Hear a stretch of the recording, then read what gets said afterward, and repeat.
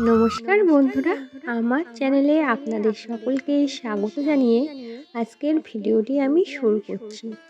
তো আপনারা সকলেই জানেন সামনে আসতে চলেছে মহাশিবরাত্রি।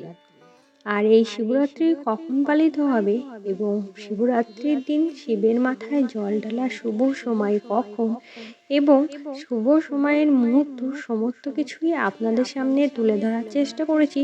তো আপনারা কেউ ভিডিওটি স্কিপ করবেন না, সম্পূর্ণ ভিডিওটি দেখতে থাকুন। আশা করি আজকের এই ভিডিওটি আপনাদের জন্য অনেক হেল্পফুল হবে। আমাদের হিন্দু শাস্ত্র অনুসারে দেবাদিদেব মহাদেব এবং দেবী পার্বতীর বিয়ের দিন হলো শিবরাত্রি। ফাল্গুন মাসের কৃষ্ণপক্ষের চতুর্দশী তিথিতে পালিত হয় মহাশিবরাত্রি ব্রত।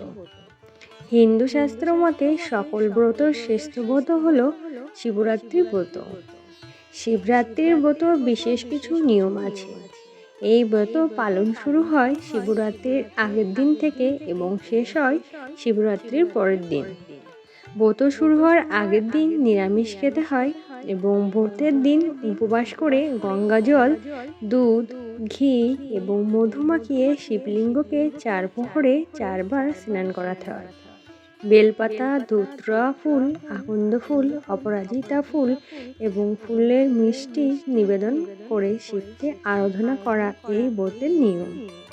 এবং পরবর্তী দিন অতিথি ভোজন করিয়ে এই ব্রতর উদযাপন সমাপ্ত হয়। আর এই শিবরাত্রি হলো মহাদেব এবং দেবী পার্বতীর বিয়ের তিথি, অর্থাৎ শিব তথা পুরুষ শক্তি এবং আদিশক্তি মিলনের তিথি। এই তিথিতে দেবাদিদেব মহাদেব এবং দেবী পার্বতীর আরাধনায় অজ্ঞতরা অন্ধকার দূর হয়, পূরণ হয় মনের সকল বাসনা।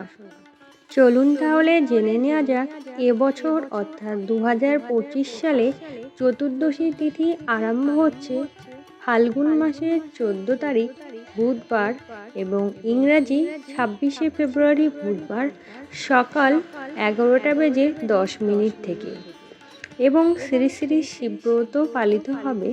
চতুর্দশী তিথি শেষ হচ্ছে 15ই ফাল্গুন বৃহস্পতিবার এবং ইংরাজি 27শে ফেব্রুয়ারি বৃহস্পতিবার সকাল 8:55। তো বন্ধুরা, পঞ্জিকা অনুসারে এই তিথির কিছুটা হেরফের হতে পারে।